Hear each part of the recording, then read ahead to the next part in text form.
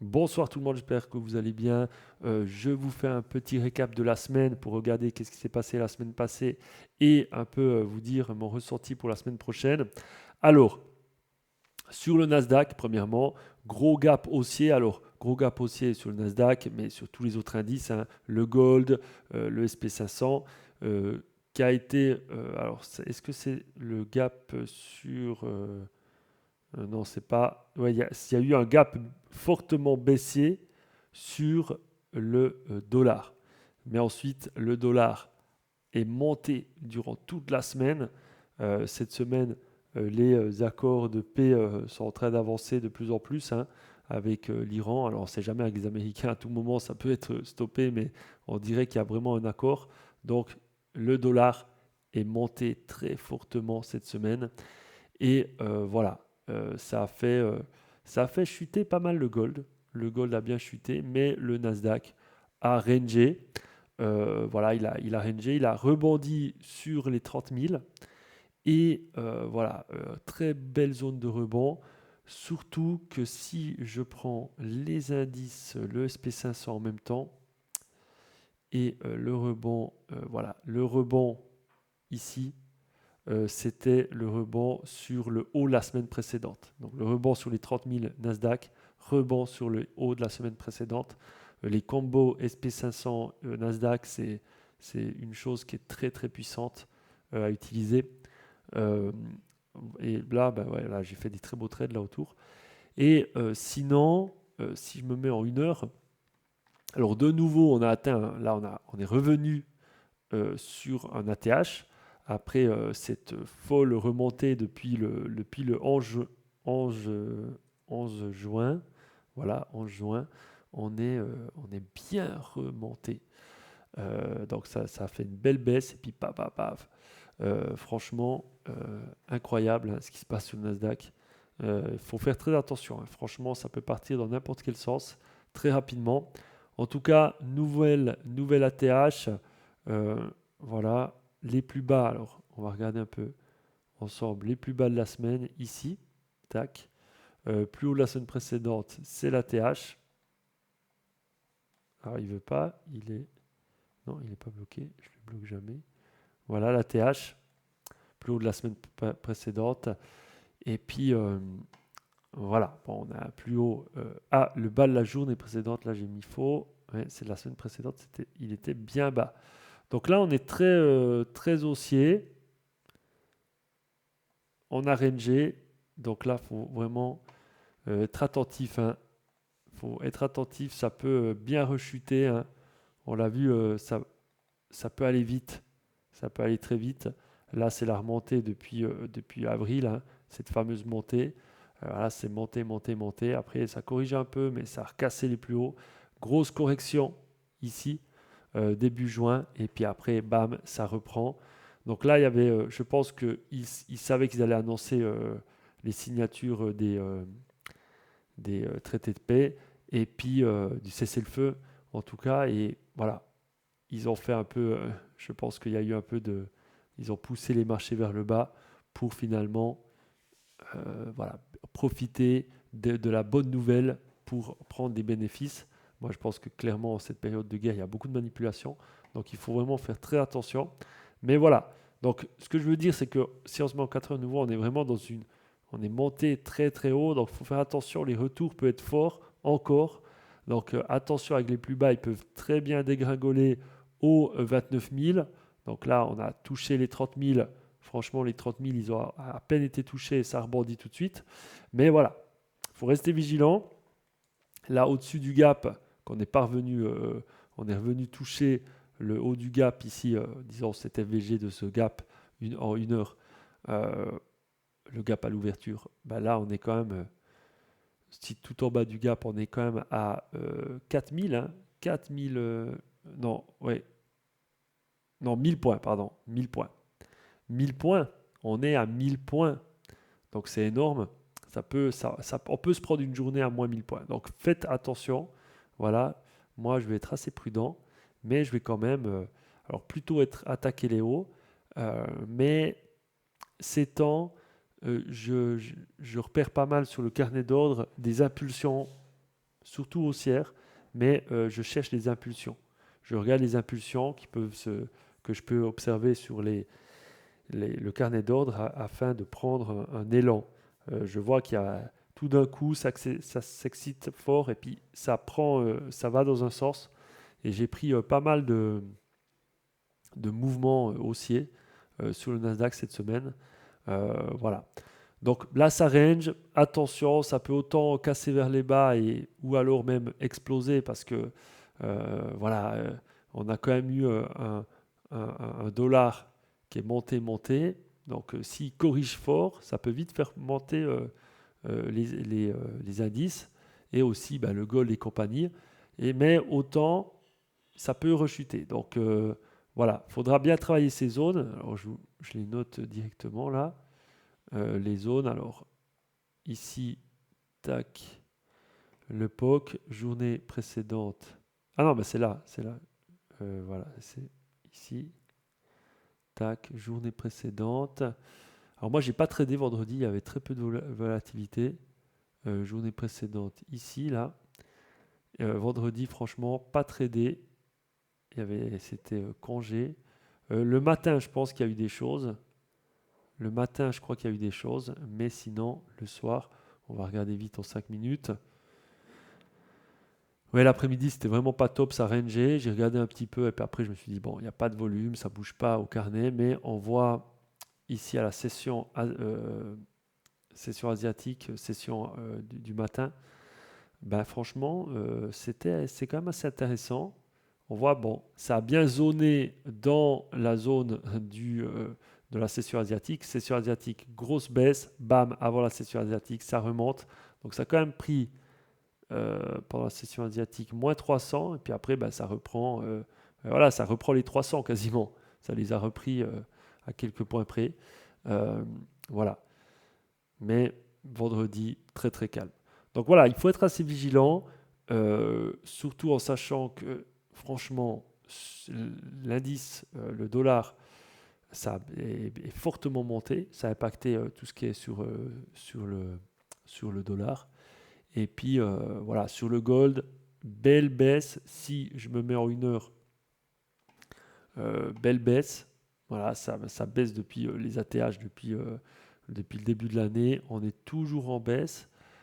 Mais ça rachète quand même, ça rachète, ça baisse, ça baisse. Bon, là, ça a surtout baissé parce que à cause du dollar, hein, le dollar il monte tellement, automatiquement le gold baisse. Mais franchement, moi, je suis toujours très haussier sur le gold. Mais voilà, c'est normal de se prendre des fortes baisses après cette hausse incroyable. Là, ce piqué de combien c'était déjà 1200, il avait pris 27% et puis descendu de 27%. Donc, il faut faire attention. Voilà. Sinon, au niveau des annonces la semaine prochaine, au niveau des annonces, vous avez premièrement demain pas d'annonce. Et voilà, donc il faut faire un peu attention demain, aujourd'hui à l'ouverture. Alors, il faut être un peu vigilant. Vous avez un discours de Waller de la Fed. C'était congé vendredi, donc il peut y avoir pas mal d'excitation. Donc lundi, attention. Mardi, il y a à 15h45 des annonces. Donc 15h30 à l'ouverture, il faut faire attention de ne pas se faire prendre. Et puis parce qu'après, à 15h45, là, ça peut être dangereux. Voilà. Donc ça, c'est des choses importantes à regarder hein, avec les annonces. Ne pas commencer à scalper, voilà, prendre trop de risques. En fait, il faut toujours accompagner son risque. Si vous voyez que ça, à 15h33, il y a une zone magnifique, il y a un beau rebond, il y a un combo qui peut se faire en SP500, pourquoi pas prendre quelques petits trades. Mais voilà, plus ça se rapproche de 45, plus ça peut voilà, créer un fort mouvement avec des annonces PMI. Et nous, on veut éviter une forte dynamique, les scalpers, qui peut nous embêter. Et puis on le sait avec des annonces économiques, peu importe la nouvelle, ça peut aller dans n'importe quel sens. Donc voilà. Ensuite, ça peut être calme après 15h45. Donc là, moi, en tout cas, je vais pas trader avant 15h45. Voilà, le matin, oui, mais la session de l'après-midi, je vais vraiment être très vigilant avant les 45. Alors peut-être si je vois des belles choses sur mon compte éclaireur, ok. Mais sinon, voilà, je vais faire attention. Après, mercredi, il y a des annonces à 16 heures. Donc 16 heures, le vente de logement important, 3 étoiles, stock pétrole brut aussi, ça c'est très important pour l'économie, donc ça peut fortement bouger. Jeudi, par contre, ce qui est intéressant, c'est qu'on peut passer des comptes ici, comptes, tous les prop firms qui permettent de passer en one shot, hein, ça peut être Apex, Fondenex qui le permettent aussi avec les comptes Bolt. Et puis il y a qui encore, je ne sais plus, il faudrait voir les... voilà, mais c'est surtout avec Apex, moi je le fais.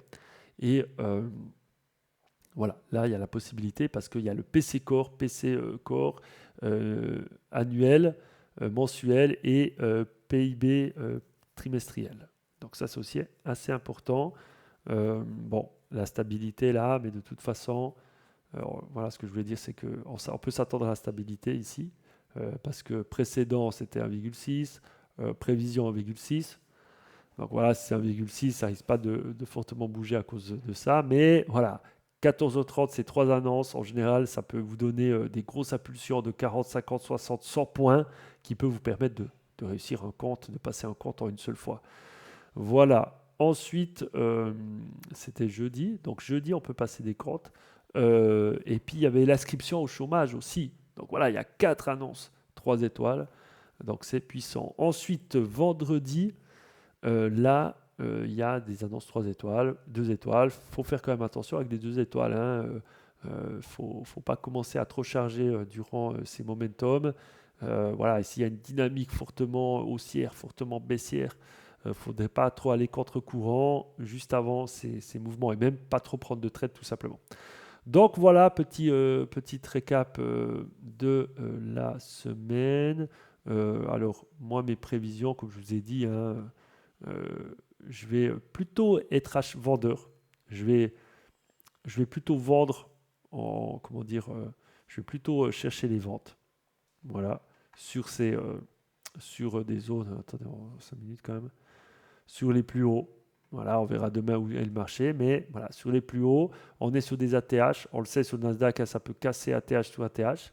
Plus haut de la semaine précédente là. Euh, voilà, je vais un peu travailler les zones ici. Les plus bas, voilà, faire attention. Surtout qu'on a toute cette zone vide qui a un énorme FVG du gap. Donc là, si ça commence à casser fortement ici, donc vous voyez au plus bas d'ici, hein, là, si ça commence à casser vers cette zone, ça peut vite prendre 585 points. Donc il faut faire très attention ici. Sur le gold, voilà, là je m'attends quand même à une reprise haussière à un moment donné, parce que ça a bien baissé. On va voir aussi sur le dollar qui prend de la valeur. Voilà, je sais pas, c'est surtout voilà, les nouvelles politiques au niveau de la guerre avec l'Iran et les États-Unis qui fait que là, le marché est assez satisfait et que le dollar reprend du poil de la bête. Voilà. Et on voit que la semaine passée, il y a eu ce gap. Alors là, attendez. Il y a eu le gros gap. Et c'est revenu là. Sur le gold, c'est bien revenu. Ça a bien remangé ce gap. Alors ça rebondit. Hein, quand vous avez vu, c'est venu sur le bas du gap. Voilà, c'est un ordre de bloc. Là, on peut clairement le dire. La journée d'avant. C'est revenu, paf, ça rebondit. Mais là, ça crache. Je m'attends quand même que le gold reprenne du poil de la bête cette semaine. Mais on est la dernière semaine du mois. Hein. On est la dernière semaine du mois. On va regarder le calendrier. Vendredi 26. Tac. Ouais, c'est le dernier vendredi du mois. Voilà. Donc, il faut faire attention. Dernière semaine du mois. Ça passe vite et et voilà. On est déjà sur une baisse, ça peut s'accentuer. Il peut y avoir des prises de bénéfices, mais peut-être plutôt une hausse. Je verrais plutôt le marché, moi, en tout cas sur le gold, remonter et puis ensuite bien casser vers le bas, une forte baisse. Après, mais là, je ne le vois pas directement descendre. Alors, peut-être je me trompe et que ça va encore s'accentuer cette semaine. Là, et le dollar monter et le gold et tous les autres indices adossés au dollar baisser. Mais je m'attends quand même à une hausse. Je m'attends quand même que ça se calme parce que là, c'est monté très violemment quand même. Depuis, c'était quoi? Depuis mercredi, franchement, ça a pris le DXY, il est monté ouais, de 1,47 points. C'est quand même pas mal, hein, de pourcent, 1,47%. Voilà. Là, il y a une petite baisse, mais je pense que les investisseurs, ils vont racheter nouveau. Alors, on ne sait pas parce que c'est là. Il faut quand même être vigilant, c'est la fin du mois. Donc, il peut quand même avoir des fortes baisses. Et puis, bah, là, sur le Nasdaq, là, on est haut. Donc, ça peut très bien avoir des grosses prises de bénéfices. Mais voilà, c'est un peu compliqué parce que il peut y avoir des grosses prises de bénéfices, mais en même temps, c'est la fin de la guerre, soi-disant, hein. Donc, il y a quand même du bon bénéfice et les marchés c'est un bénéfice, comment dire, c'est positif plutôt, c'est positif pour les marchés qu'il y a la fin de la guerre. Mais par contre, là, si maintenant Trump, et c'est là-dessus qu'il faudra être très vigilant, c'est si maintenant Trump il annule tout et puis il commence à quand même, il dit, ils font un traité de paix et puis on les connaît, hein, les Américains, ils peuvent à tout moment voilà, quand même lancer des missiles, quand même faire ceci, quand même faire cela, faire un coup de traître. Et là, je vous dis, fin de mois, plus un coup de traître, alors que tout le monde s'attend à que le marché monte, que c'est positif, c'est la fin de la guerre, ça peut vraiment fortement baisser. Donc vraiment, il faut être vigilant. Moi, j'ai ces zones, les 30 000 sur le Nasdaq, les 29 000. Et après, ben là, si ça attaque, là, le cas concret, si ça attaque, si ça casse vraiment ici, là, je vais vraiment bien attendre que ça revienne sur cette zone ici, la zone de démarrage, et cet ancien ATH. Moi, c'est cet ancien ATH qui va m'intéresser à être travaillé. Donc, c'est celui-là, ici. Il y a celui-là qui est presque aussi intéressant, que je vais garder, celui-là aussi. Celui-là, je vais le garder. Donc, voilà. Il y a, si je me remets en 5 minutes, tac, il y a ces deux ATH. Et ça fait longtemps, hein, en 15 minutes, voilà. Il y a celui-là et celui-là. Donc, si ça commence à casser les 30 000, et puis les plus bas, ben voilà. Il y a cette zone ici, qui est à 200 points en dessous des 30 000. Bon, là, il y a quand même la zone. Ici, il y a un order block. Ici, alors, je vais le dessiner ici, un order block M15. Je suis sur M15. Je le dessine ici. Là, je le vois, il y a quelque chose d'assez, voilà, à peu près là, comme ça. Voilà, là, il y a une zone intéressante.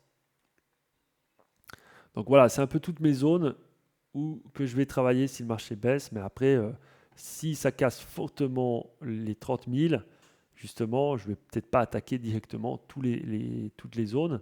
Je vais voir un peu par rapport à ce que je vois sur le moment, sur le carnet d'ordre, sur mes zones. Il est quelle heure? Est-ce que c'est avant une annonce économique? Si c'est avant une annonce économique qu'on est ici, je ne veux pas trop attaquer parce que ça peut très bien faire bam, tac, ici, moins 800 et revenir sur les 29 000. Donc ouais, voilà, il faut être vigilant. J'arrête avec cette vidéo, déjà 18 minutes, je parle, ça va vite, le temps, ça passe vite. Donc voilà, bonne semaine à vous, portez-vous bien, n'hésitez pas si vous avez des questions.